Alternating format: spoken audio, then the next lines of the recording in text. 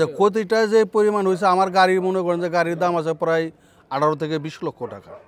গাড়িটার বডি আমরা আগামী 6 মাস, এই গত 6 মাস আগে এটার করছি, মেরামত করছি। হ্যাঁ, তো আনুমানিক গাড়ির যে ক্ষয়ক্ষতি হয়েছে, গাড়ি নাই তো কিছু, দেখছেন আপনারা সবই দেখছেন, গাড়ি কিছু নেই, ইঞ্জিন সহ পুড়ে গেছে।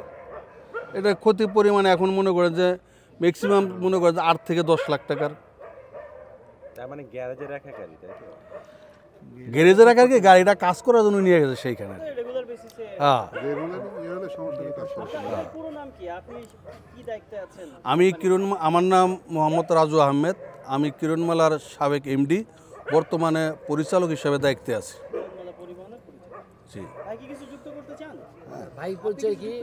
উনি হলো আমার কিরণমালা সাবেক চেয়ারম্যান। তো আসলে পরিবহনটা আসলে শুরু থেকে আমরাই পরিবহনটা স্টার্ট করি, আমি আর রাজু। আসলে ঘটনাটাকে এক কথায় বলতে হয় যে এটা তো কোনোভাবেই ভালো কোনো কাম্য নয়, ভালো কোনো কিছু না, ঠিক আছে?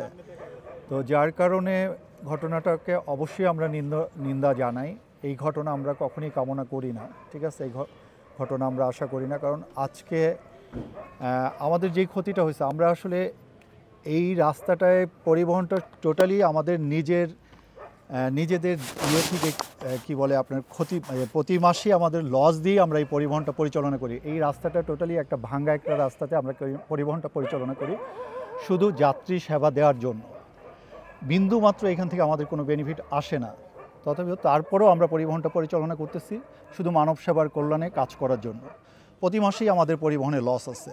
আলটিমেটলি দিন শেষে দেখা যায় কোনো দিন আমরা 500 টাকা পাই, কোনো দিন পাই না। আর প্রতিদিনই এই রাস্তাটা প্রচুর ভাঙা রাস্তা।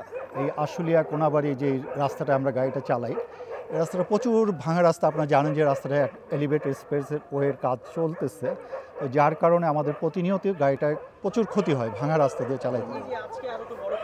আর আজকে যেটা হয়েছে এটা তো আসলে কি বলবো, আসলে এটা আমাদের মত পূরণ করা সম্ভব না। আসলে কি বলবো, আমাদের কোনো ভাষা নাই আসলে। এখন এইটার জন্য আসলে আইন আছে, আইন যেটা সিদ্ধান্ত নেবে সেটাই তো করতে হবে, কারণ এছাড়া তারা আমাদের কোনো কিছু আসলে। আপনারা কোনো মানে আইনি পদক্ষেপ নিয়েছেন? এখন আমরা মামলা করছি, আমরা যেটা প্রচলিত নিয়ম আছে সেই নিয়ম অনুযায়ী আমরা যেটা মামলা করা দরকার সেটা করেছি। আর এর পরিচয়টা আসলে আমরা জানি না, আমরা মোটেও। জি, হ্যাঁ জি,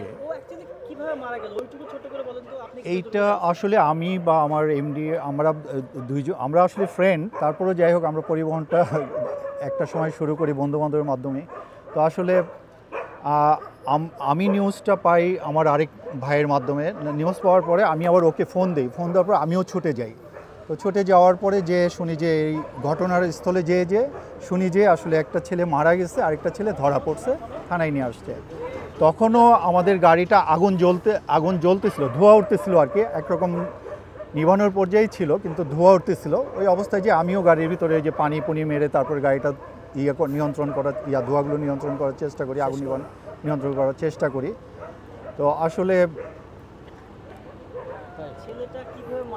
ছেলেটা পানিটা ঝাঁপ দিচ্ছে। ওকে আসলে যখন ওরা ওইখানে ওদেরকে ধরার জন্য চেষ্টা করতেছিল, তখন ছেলেটা ছুটে আসলে পানিতে যেয়ে ঝাঁপ দিলে তো পানিতে পড়ে গেলে তখন হয়তো ওকে তোলা অবস্থায় থানায় নিয়ে যায়, মেডিকেল নিয়ে যাওয়ার পথে হয়তো কোনো মারা যায় বা কোনো কিছু হয়। এইটা আসলে তো আমরা বলতে পারবো না।